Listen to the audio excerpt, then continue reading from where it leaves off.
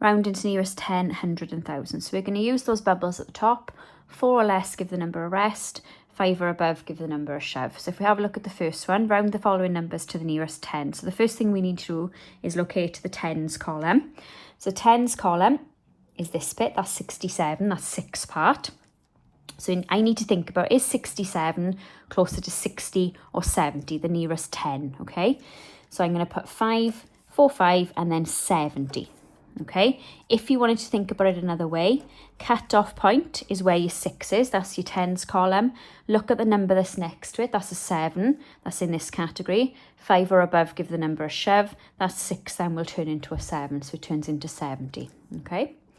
Next one, I'm thinking my tens column is that 25, that 2. I'm thinking, is 25 closer to 20 or 30? It is closer to 30. So it goes up to 330. So in that category there, 5 or above, give the number a shove.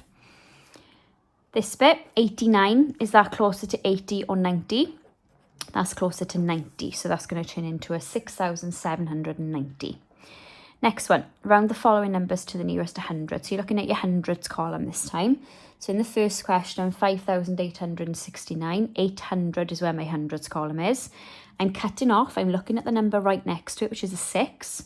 5 or above, give the number a shove. That tells me 8 is going to turn into a 9, so closer to 900. If we think about 869, it is closer to 900 than 800. Next one, the hundreds column is that very first digit. That 3, 345. Look at the number that's right next to it. It's a 4. Okay, so it's 4 or less, give the number a rest. So it's not going to change. That implies it's closer to 300 than it is 400. If you think about it, it's not quite at the halfway point. Halfway would be 350. Next one, 8,923. 9 is my hundreds column. You can cut off, look at the number that's next to it. 2 is what's going to tell us what happens.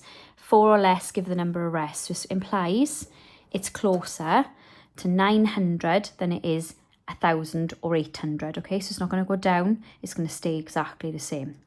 Last one then, thinking about my nearest 1,000. So 4,567. So 4,000 is my thousands column.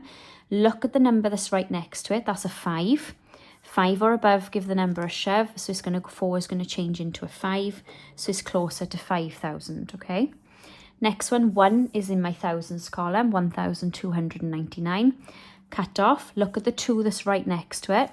4 or less, give the number a rest. Well, 2 is less than 4, so it means it's going to stay the same. So it's closer to 1,000 than it is to 2,000. The last one, 11,289. Be careful. The very one that's sandwiched in between those two numbers is my thousands column. The one that's on the very end is in my tens of thousands column. So that's not what I need to look at. That's where I cut off, okay? Then I'm looking at the 2 that's next to it. That 2 is 4 or less. Give the number a rest. So it means it's going to stay the same. So I've got 11 and then 3 zeros after it. What that's saying is 11,289 is closer to 11,000 than it is 12,000. And that is true. So that's going to stay the same.